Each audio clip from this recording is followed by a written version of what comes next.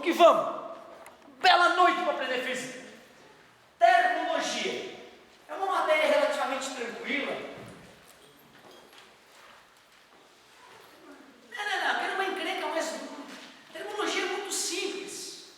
Vamos deixar essa para o colega vai ficar feliz. Eu quero uma encrenca, vamos de encrenca. Eletrostática, é muito mais divertido. Vamos de eletrostática, sim. Eletrostática é mais perigosa porque a maioria de nós só viu essa encrenca lá no final do terceiro ano, ou só no terceirão, enquanto outras físicas a gente viu ao longo do primeiro, segundo e terceiro. Então vamos começar de uma vez com essa encrenca. Agora vai ficar divertido.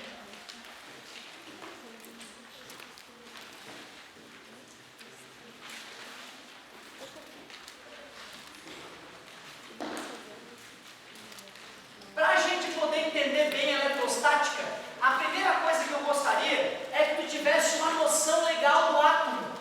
Lembra, né? No começo da aula eu revisei muito rapidamente quais são as duas estruturas. Pequenininho, bem no meio do átomo tem o que nem da célula lá, o núcleo. Escutei muito bem, o núcleo. E gigantesco em volta do núcleo a eletrosfera, né?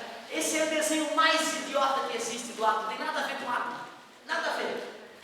Se nós fôssemos pensar no átomo de hidrogênio, que é o mais simples que existe, ele tem um próton no núcleo e um elétron muito doente ali, girando que nem um maluco para tudo que é lado em volta do núcleo. Mas mesmo esse desenho ele é idiota. Porque se o núcleo fosse um pontinho no teu caderno, aí, um pontinho bem pequenininho, a eletrosfera seria maior que essa sala. Ou seja, não está legal a proporção. O mais bizarro é que o elétron ele é tão rápido ao orbitar o núcleo, que é aquele pontinho no meio da sala, que é como se ele fizesse um escudo Jedi invisível, vibrante em volta do núcleo atômico. Se nós pudéssemos escutar o átomo, seria uma vibração. É mais ou menos como pegar um barbante, amarrar uma pedra na ponta e sair girando em volta de ti, que nem um maluco. Aí alguém não vê e vem te cumprimentar. Aí pá, toma uma pedrada, entendeu? E aí tem aquela pedra girando em volta de ti, te protegendo de que alguém se aproxime de ti. É quase isso. Só que o núcleo é minúsculo, onde está o próton, e a eletrosfera é feita por um único elétron. Tão rápido, que ele dá zilhões de voltas por segundo em volta do núcleo atômico, formando esse escudo vibrante. O segundo átomo que existe é o átomo de hélio. Apesar dele ter dois prótons e geralmente dois nêutrons no seu interior, ele é um pouco menor, a eletrosfera dele dá uma encolhida, como o professor de química fala. E tem dois elétrons orbitando no núcleo atômico, né? Um num sentido, outro no outro. Ou seja, já ficou muito mais complexa a eletrosfera, né? Dobrou a complexidade, era um elétron, agora são dois. Tu imagina um cara que tem centenas de elétrons em volta do núcleo atômico, uma loucura, difícil, complexo de entender o átomo. Gostaria pelo menos que tu lembrasse que se eu aumento a temperatura desse cara, ele vibra mais, né? E acaba dilatando um pouquinho. Isso vai nos ajudar a compreender a dilatometria. Desenho idiota, nada a ver, certo? Importante tu saber isso. Mas é o que está no livro, né? Pra gente ficar clássico aí, vamos manter esse desenho tosco, porque a gente já sabe a verdade. E é oco, né? Você que é mais louco, é oco? Tu é oco, bicho? Que viagem. Bom, no núcleo tem o que mesmo?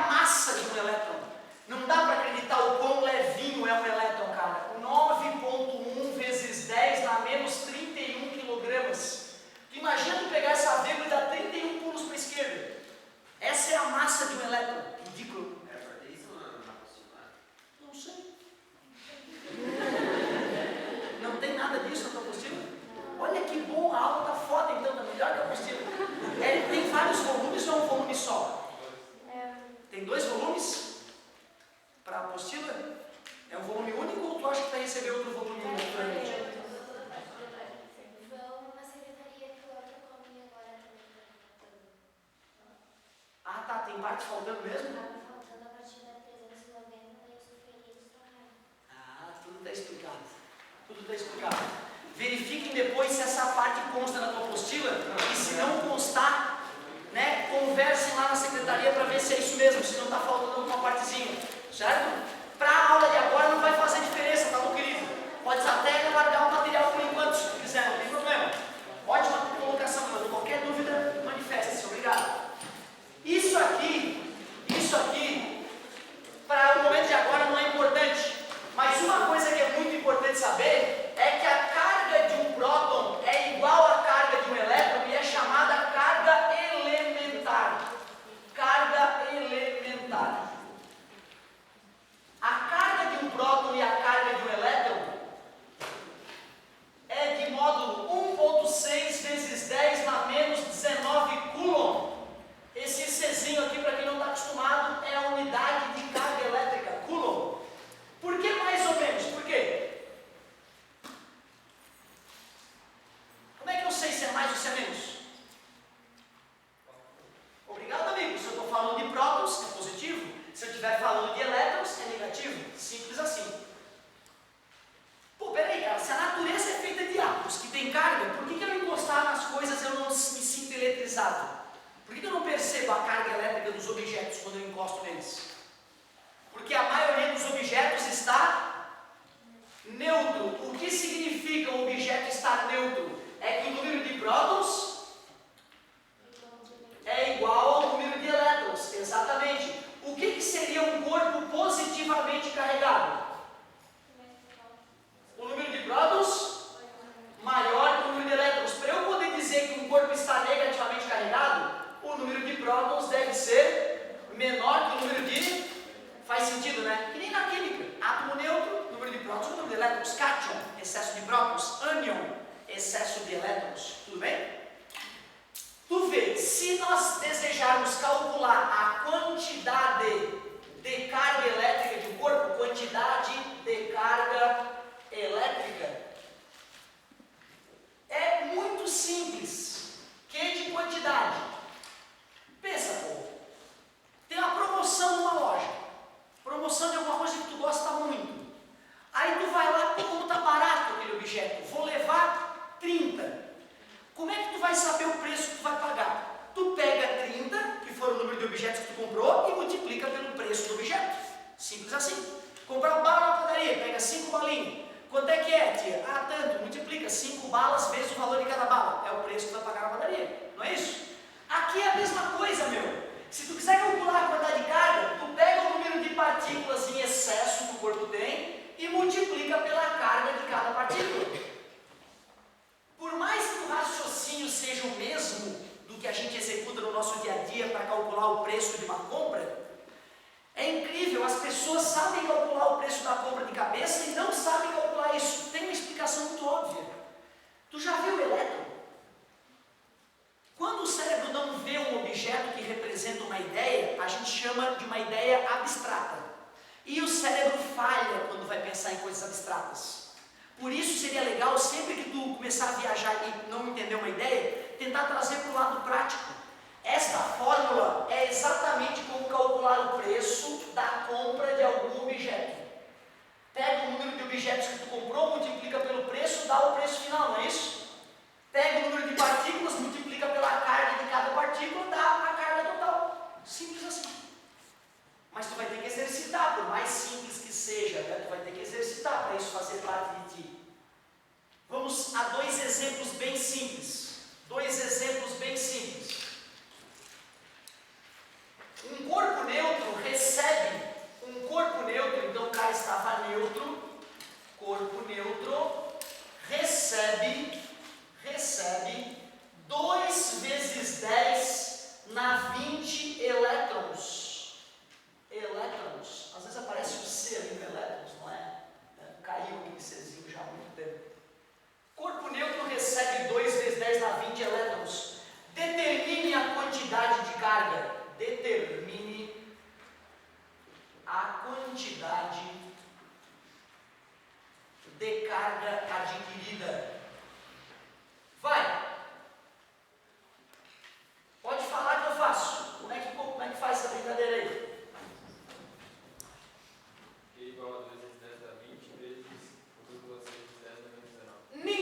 garoto, o número de partículas é esse. Por quê? Se ele estava neutro, o número de prótons igual ao número de elétrons. Ao receber esses elétrons ficam em excesso.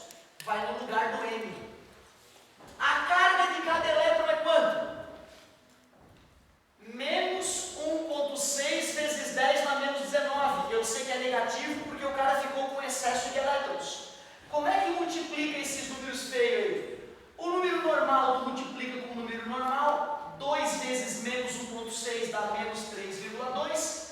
E 10 na 20 vezes 10 na menos 19 dá 10 na 1, né? Parabéns, mantém a base e soma os expoentes. Seria 10 elevado a 20 mais menos 19. 10 na 1. 10 na 1 é 10. Se multiplicar por 10 é jogar a vírgula para a direita. Tu vê, cara. 32 coulombs atravessando uma tomada na tua casa não é nada. Agora, 32 coulombs acumulado num objeto, como uma caneta, pode assassinar uma pessoa. Tu vê que viagem, né? 32 coulombs, foi exagerada essa resposta aí. Para um objeto carregado está um absurdo. Mas tudo bem, né? Acabei de criar um exercício. Um segundo exemplo clássico é o sujeito fornecer o quê e perguntar o quê. Me ajuda, como é que eu vou fazer uma pergunta diferente para usar essa relação matemática ali? Cria uma questão para mim aí, meu querido. Na questão 1, eu forneci o N, né, o número de partículas em excesso, e perguntei a quantidade de carga. Já que a carga elementar está definida, qual é a outra forma de eu questionar vocês com aquela equação? Parabéns, forneço a quantidade e pergunto o número de partículas em excesso. É isso que nós vamos fazer no exemplo 2. Uma nave alienígena abandona um objeto com carga de... Uma nave alienígena abandona um objeto com carga de 8 vezes 10 na menos 6 coulombs.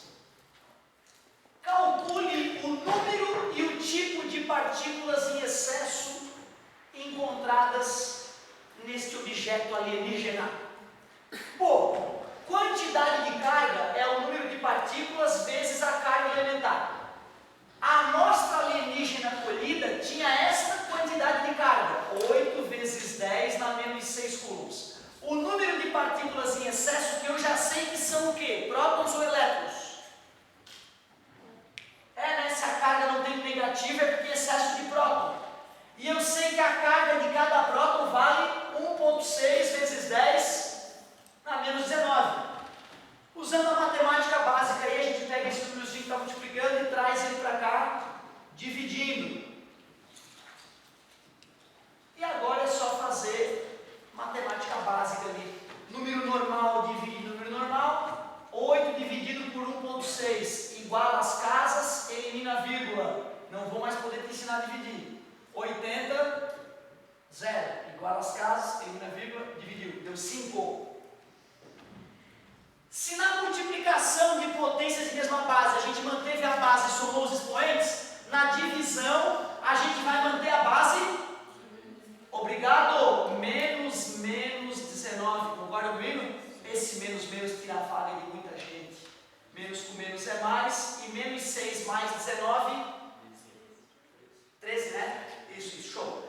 10 na 13. 10 na 13. 5 vezes 10 na 13 prótons. O professor não deu um número exagerado de prótons? Não. Por incrível que pareça, esse número, que é um número assustador, né? 10 na 9 é bilhão. 50 trilhões de prótons.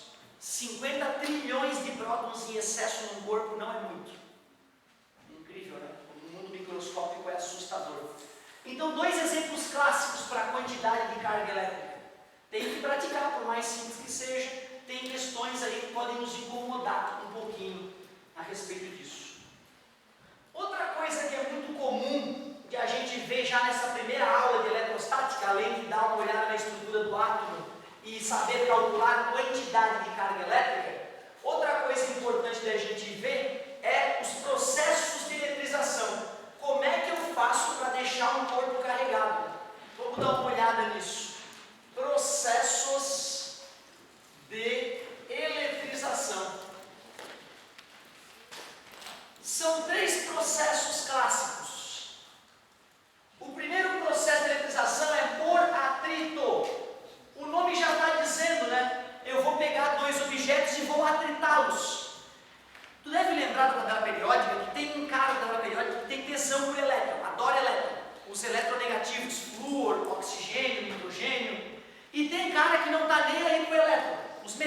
maneira geral, né? Tem tanto desapego aos seus elétrons que os elétrons podem oscilar, né, nos materiais metálicos, se deslocar na estrutura metálica. É isso que confere o brilho dos metais, né? Esse aspecto brilhoso do metal é, na verdade, a nuvem eletrônica sassaricando na superfície do átomo. Aí ele fica reflexivo. Imagina que eu pego dois corpos neutros, com o mesmo número de prótons e elétrons. Só que um cara tem átomos que não tem apego aos seus elétrons e um cara tem átomos que gosta de elétron. Se eu esfregar esses caras, tu concorda que eu vou estar esfregando a eletrosfera de uma galera com a eletrosfera da outra? E ao fazer isso, o cara que tem mais tesão por elétron rouba elétron do cara que tem menos tesão por elétron. Simples assim. Por isso que quando eu esfrego dois objetos diferentes, eles tendem a se eletrizar. Se um ganha elétrons, o outro perde. O que ganhou elétron fica negativamente carregado e o que perde elétron fica positivamente carregado. No processo de eletrização por atrito, os corpos adquirem cargas com sinais opostos. Não queria que tu decorasse atrito opostos, atrito oposto. Não. Pensa, pô, neutro e neutro. Adora elétron, tem nojo de elétron. Esfrega, rouba elétron, perde elétron. Simples assim. O cara que perde elétron fica positivamente carregado, o cara que ganha elétron fica negativamente carregado. Sinais opostos. Se esse cara que esfregou, se esse cara perdeu 5 elétrons, quanto que esse cara ganhou? 5, né? Logo, o N é igual para os dois, né? Só que um vai ficar com carga positiva e outro carga negativa. Tu aceita que o número final é o mesmo? Se um fica com mais 5 coulombs, o outro fica com menos 5 coulombs. Podemos dizer que tem o mesmo módulo. Essas são as duas características indispensáveis sobre eletrização por atrito. Esfregou os caras, uma ganha elétron, o outro perde, sinais opostos. Se um ganha 1 milhão de elétrons, o outro perde 1 milhão de elétrons, mesmo módulo, mesmo valor, sinais opostos. Isso é o principal da eletrização por atrito. Outro tipo de eletrização importante de estudar é por contato. Eletrização por contato. O nome já está dizendo. Eu vou pegar um objeto que está neutro, número de prótons igual ao número de elétrons. Vou pegar um objeto que já está carregado, por exemplo, excesso de elétrons, negativamente carregado, e vou encostar um objeto neutro no objeto negativamente carregado. Depois que eu desencostar, o que tu acha que vai ter acontecido com o corpo neutro? Vai ficar positivamente ou negativamente carregado? Né? Se esse cara tinha excesso de carga elétrica negativa, ele não pode fazer brotar carga positiva no cara que ele encostou, né? Ele tem que transferir aquilo que ele tem em excesso. Se tem excesso de elétron, transfere elétron. E esse cara que estava negativamente carregado, depois que eu coloquei ele em contato com o neutro e afastei, ele sofreu alguma alteração? Ele deve ter perdido um pouco de seus elétrons para o outro, né? Então ele continua negativamente carregado, mas menos do que antes, concorda comigo? Se esse cara está neutro e esse está positivamente carregado, eu encosto e afasto. Qual é a carga do corpo neutro agora? Positivo. Vocês devem concordar comigo, então, que os sinais são iguais depois do contato. Concordam? Mesmo sinal. Mesmo sinal. Imaginem vocês duas esferas idênticas, metálicas. Uma neutra, carga zero, neutra. E a outra tem uma carga de mais 8 coulombs. Elas são idênticas, pô, só que uma está neutra, a outra está carregada. Encostei as duas esferas e afastei. O que eu perceberia após o afastamento? Cada uma delas adquiriria que carga? 4, né, cara? A natureza não é preconceituosa como nós, seres humanos. Dois objetos idênticos, em condições idênticas, as coisas vão ser divididas igualmente. Simples assim. Observem que eu só posso afirmar o valor da carga porque eles são iguais. Se eu fosse fazer um contato de uma esfera pequenininha com uma esfera maior, se eu encostar e afastar, a única coisa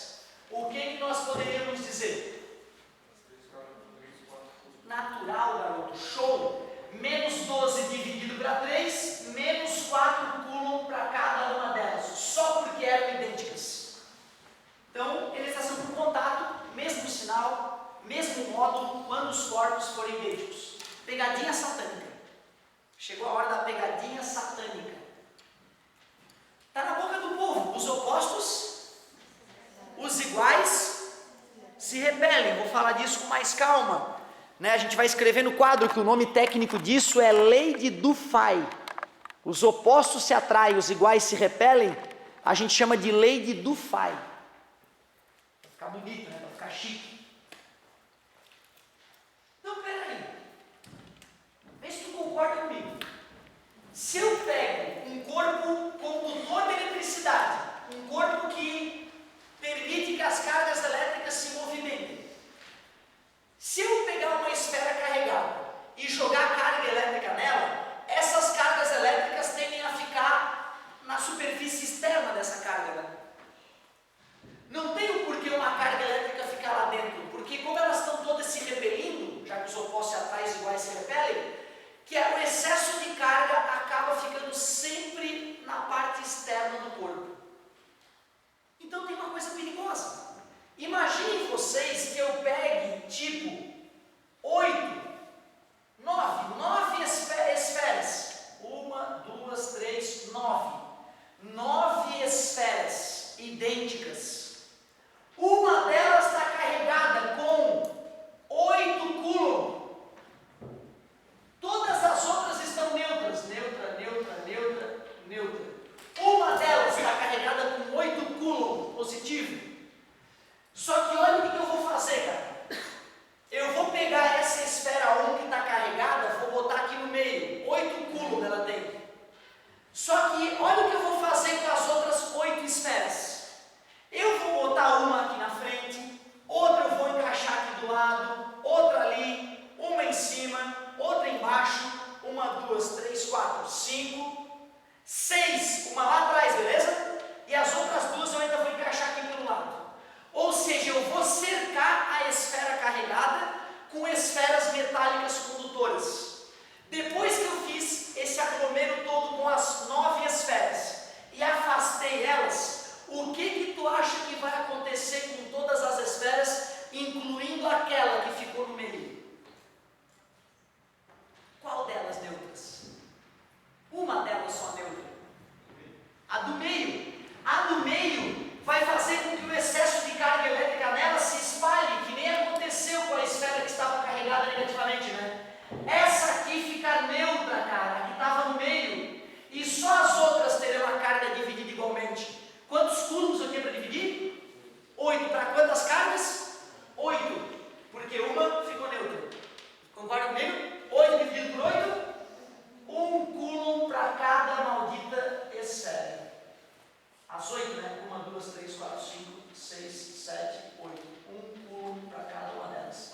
Essa eu acho que é a situação mais satânica que pode aparecer para ti em eletrização por contato.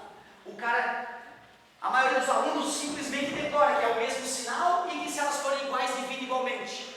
Mas se o cara não se toca de que em cima das esferas estiver no miolo, as cargas elétricas em excesso vão para fora e aí a carga interna fica neutra. Perigosíssimo. Fechou. Falta um processo de eletrização para agora. Um processo de eletrização. Por atrito, tranquilo. Atritou, um ganha, outro perde. Sinais opostos. Perde 1000, ganha 1000. Mesmo modo. Entrou em contato. O cara que está neutro fica com o mesmo sinal do cara que estava carregado e foi posto em contato.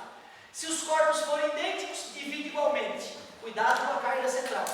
E agora, eletrização por indução. Eletrização por indução. Ela também é fácil de compreender, mas é que geralmente deixa o aluno mais inseguro. Olha como é que é. Eu tenho um corpo que está neutro e eu quero carregá-lo. Para carregá-lo, eu já disponho, vamos supor, de um corpo positivamente carregado. Claro que eu não vou encostar eles, não é eletrização por contato. Claro que eu não vou esfregá-los, até porque eletrização por atrito, os dois corpos partem de zero, neutros. O que eu vou fazer é o seguinte, ó, eu vou aproximar esse corpo carregado do corpo neutro sem encostar. Esse corpo neutro, é correto falar que ele não tem carga? É errado, né? Porque ele está cheio de prótons e elétrons. Ele é neutro porque ele tem o mesmo número de prótons, o mesmo número de elétrons. Só que se esse cara aqui é condutor, vai ficar nítido que os elétrons que estão livres para se deslocar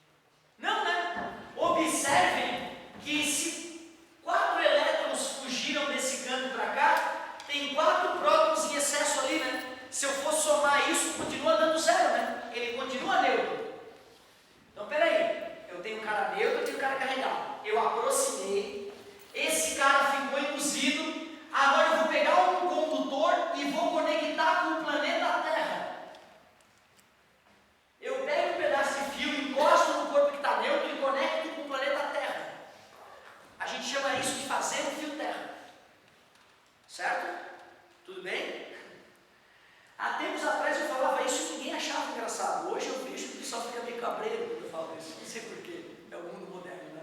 Não tem problema, cara, se tu gosta, não tem problema nenhum, faz o teu fio terra tranquilo, e depois que tu fez o fio terra, o que acontece? Foi uma brincadeira sexual, você entendeu, né? E aí, galerinha, o que tu acha que acontece? Os opostos se atraem, e já que esse cara aqui é positivamente carregado, o que vai subir pelo fio? Elétrons. E já que esse cara vai ganhar elétrons do planeta Terra, que é gigantesco, não vai reclamar, né? Esse cara que estava neutro, depois que eu corto o fio terra, desconecto o fio terra, o corpo que estava neutro ficou o quê? Negativamente carregado, porque ele ganhou elétrons. Observa que tem uma série de sequências que devem ser obedecidas para tu conseguir eletrizar o teu corpo, né? Aproxima o indutor, não encosta. Conecta com a terra, desconecta da terra, pode passear com o teu corpo carregado. O vestibular às vezes ele fala assim, ó, na eletrização por indução, aproximamos o corpo indutor do corpo induzido, conectamos a terra, afastamos o corpo indutor e desconectamos da terra. Não funcionou. Por quê? Quando eu trouxe o indutor e conectei o corpo carregado, o corpo neutro na terra, esse corpo ficou carregado. Mas só ficou carregado porque tinha o indutor. Se o indutor vai embora, esses elétrons voltam para a Terra e o cara perde a sua carga. Aproxime o indutor, conecte com a Terra, desconecte da Terra e agora está carregado.